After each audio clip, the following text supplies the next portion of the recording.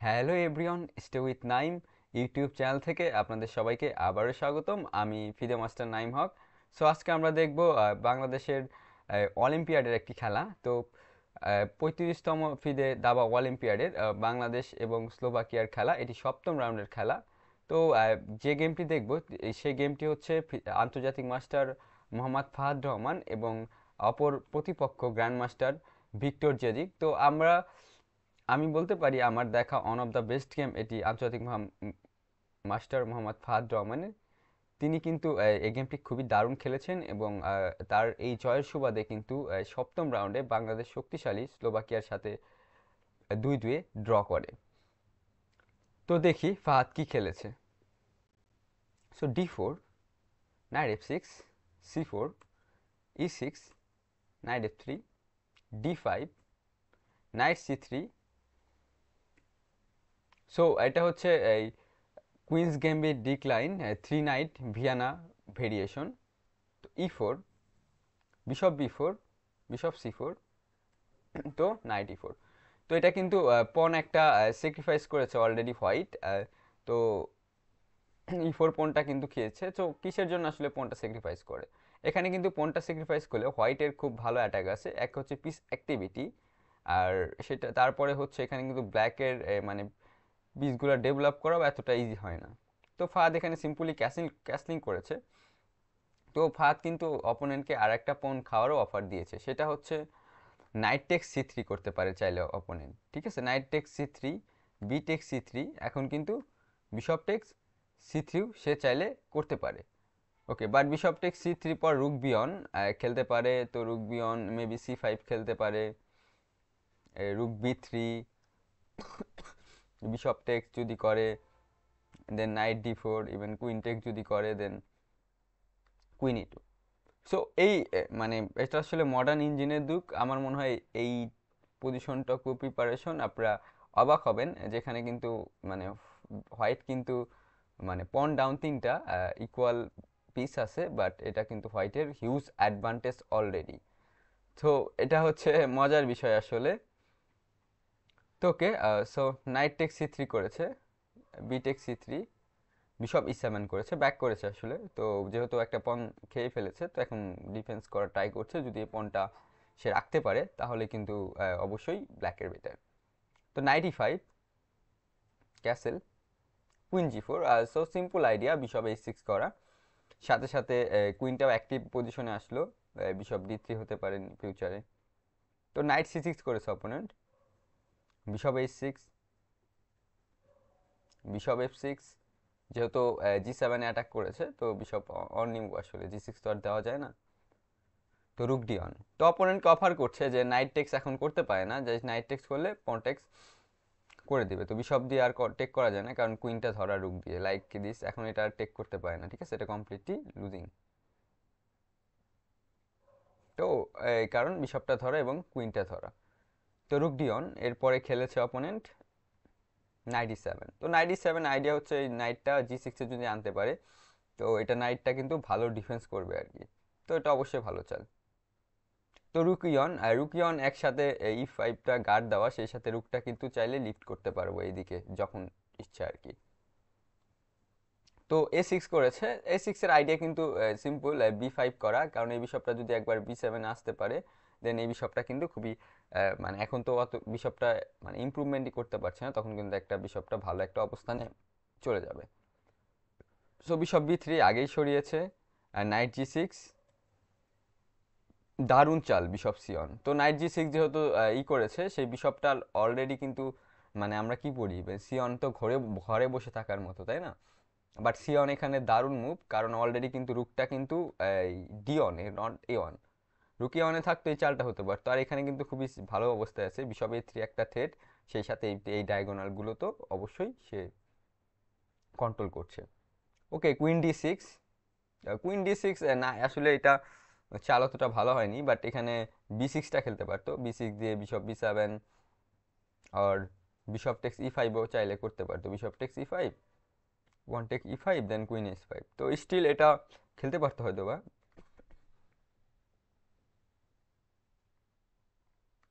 But এখানে খেলেছে হচ্ছে আপনার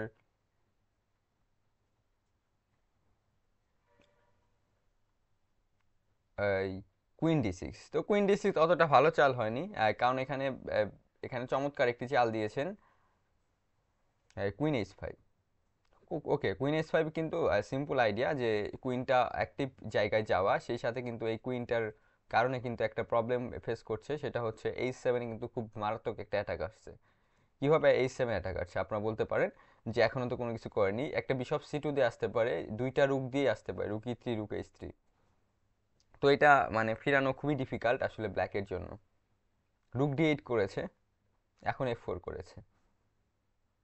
সো সে অ্যাটাক তো অবশ্যই করবে এরকম কিছু, বাট তার আগে যে নিজের পিসগুলো আছে সেগুলো আরও বেশি স্ট্যাবলিশ করে নিয়েছে আসলে।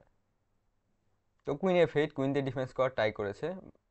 ওকে, bishop c two, bishop d seven, তো নর্মালি বিশপ, তো রুক ই থ্রি, তো বিশপ ই এইট, তো নাইট জি ফোর।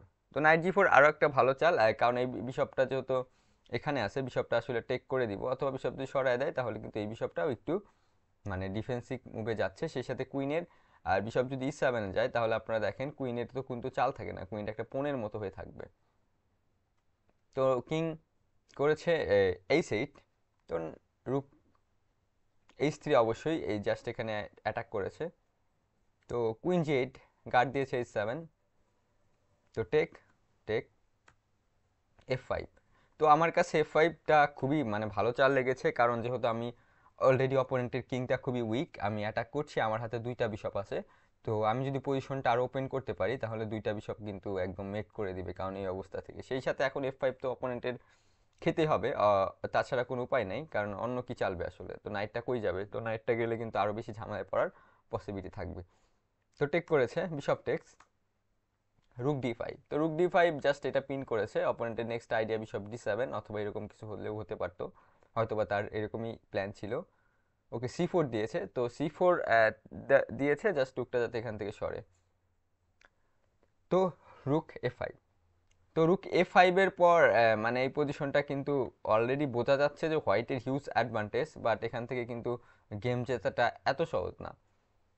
তো এ থ্রি করেছে, রুক এ ফোর। তো এই চালটার পরে মানে আমি জাস্ট গেমটা দেখছিলাম, সো এই চালটা ফাহাদ যে চাল দিয়েছে এরপরে জাস্ট আমি ভাবেছি এই গেমটা ফাহাদ জিতে যাবে।